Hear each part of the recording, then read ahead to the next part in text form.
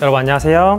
오늘은 저희가 오랜만에 에스프레소 컨텐츠 조금 준비해봤는데, 많은 분들이 이 레벨링 툴 또는 뭐 디스트리뷰터라고 부르기도 하는데, 저는 레벨링 툴이라는 용어를 쓸게요. 이 레벨링 툴을 어떻게 사용해야 되는지 잘 모르는 분들이 있거나 또는 잘못 사용하고 계시는 경우가 있거든요. 그래서 제가 오늘 이 레벨링 툴을 올바르게 사용하는 방법, 그리고 이 레벨링 툴을 얼마나 많이 빼고 써야 되는지 요거에 대해서 정리를 해드려 보도록 할게요. 우선은 가장 기본적인 것부터 좀 설명을 드려보면, 여러분 이 레벨링 툴은 두 가지 기능을 해요. 첫 번째, 상부에 있는 약간 이 울퉁불퉁한 면을 평평하게 만들어준다. 입자를 고르게 해주는 건 아니지만 이 평평하게 만들어주는 역할을 하고, 두 번째는 뭐가 있냐면, 여러분 이런 식으로 이 깊이를 이렇게 길이를 길게 빼잖아요. 요 길이를. 그러면은 이게 보면은 잘 보일지 모르겠는데, 이 눌려지는 가운데 원두가 사이드로, 바스켓의 사이드 면이 점점 더 채워지게 되는 원리거든요. 그래서 커피 퍽의 밀도가 매우 단단해지는 겁니다. 왜냐면 그냥 여러분들이 안 쓰고 템핑했을 때는 이 바스켓은 당연히 벽면과 붙어있는 이쪽에 밀도가 낮아서 이쪽에 커피가 많이 흐르게 돼요.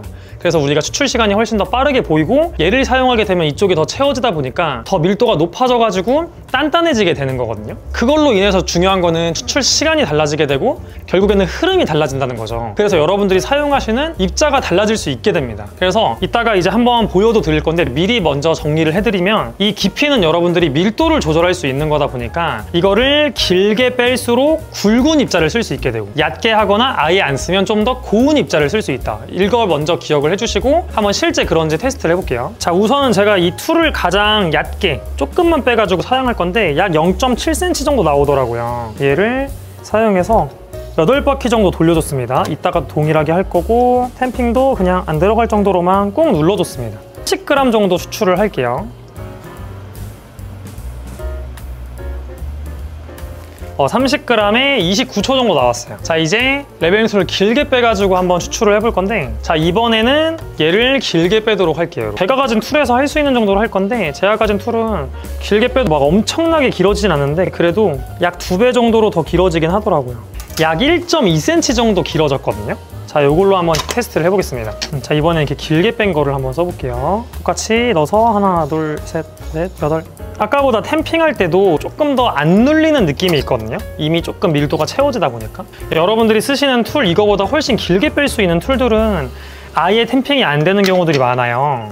완전 빼가지고 하면은 밀도가 훨씬 단단해지는 거고. 양상을 보겠습니다.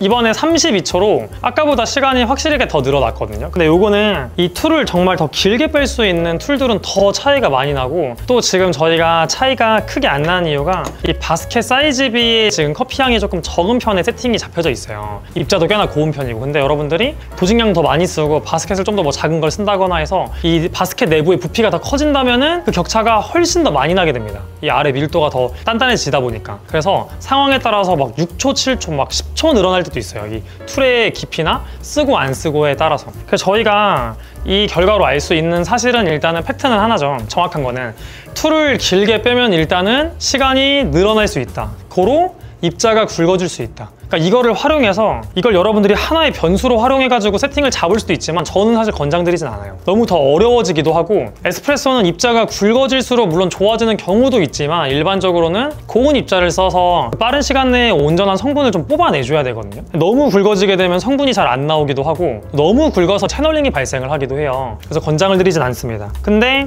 이걸 길게 빼서 굵게 쓰는 건 어느 상황에서 권장드리냐면, 두 가지 상황이 있어요.